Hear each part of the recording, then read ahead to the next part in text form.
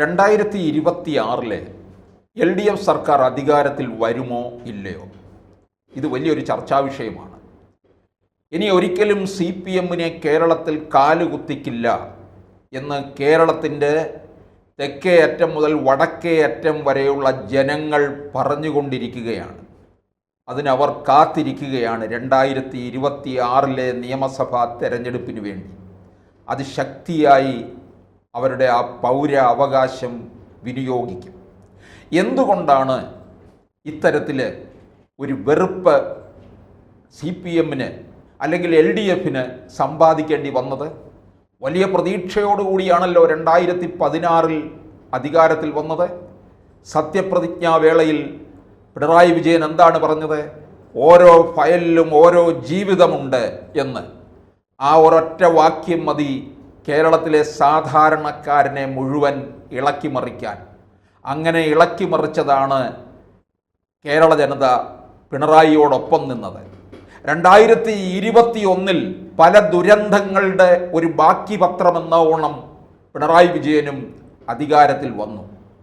ചില നീക്കങ്ങളിലൂടെ നടത്തിയ പ്രവർത്തനങ്ങളിൽ പ്രതിപക്ഷത്തിൻ്റെ കഴിവുകേട് കൊണ്ടാണ് 2021 അധികാരത്തിൽ വന്നത്. 2021 മുതൽ അധികാരം തലയ്ക്ക് പിടിച്ചു, മത്തായി. എന്താണ് ചെയ്യേണ്ടതെന്ന് പോലും അറിയാത്ത രീതിയിൽ നിൽക്കുന്ന തറയുടെ മണ്ണൊലിച്ചു പോകുന്നത് അവരാരും അറിഞ്ഞില്ല.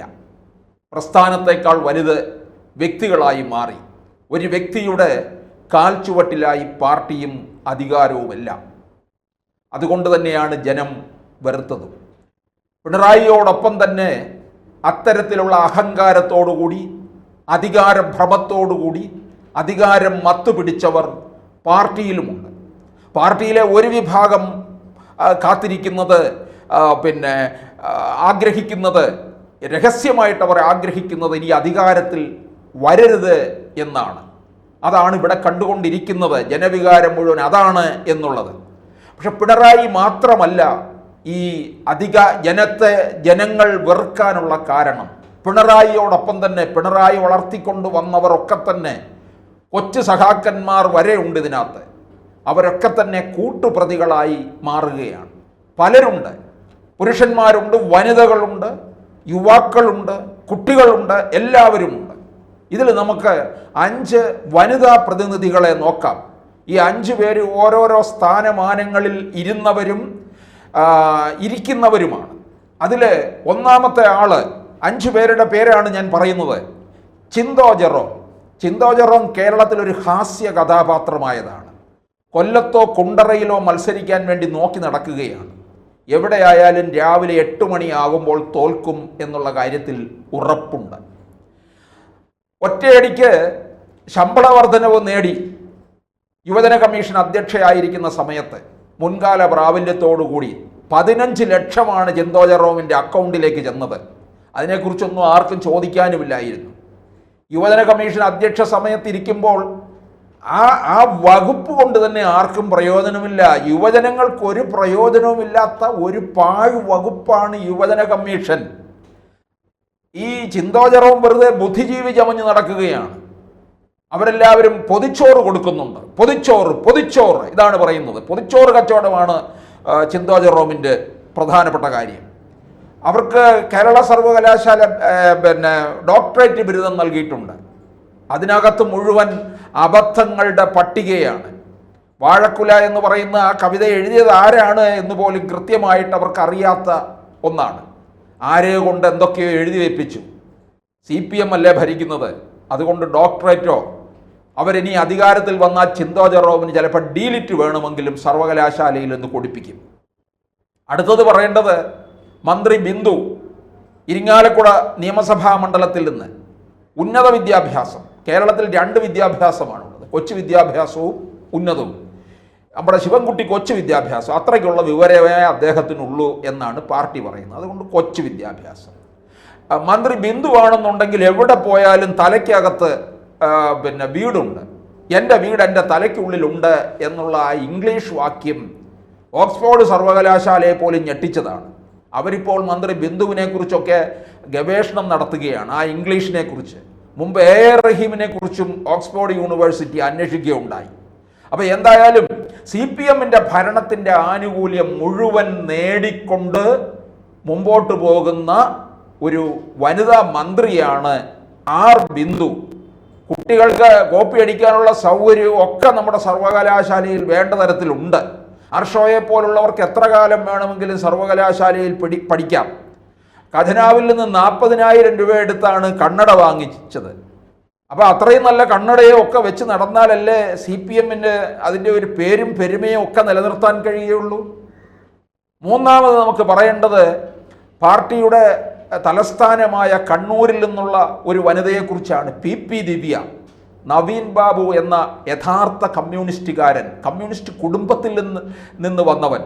അദ്ദേഹം കണ്ണൂരിൽ നിന്ന് തിരികെ സ്ഥലം മാറ്റം വാങ്ങി പോകുമ്പോൾ നൽകിയ യാത്രായപ്പിൽ അദ്ദേഹത്തെ അധിക്ഷേപിച്ചു.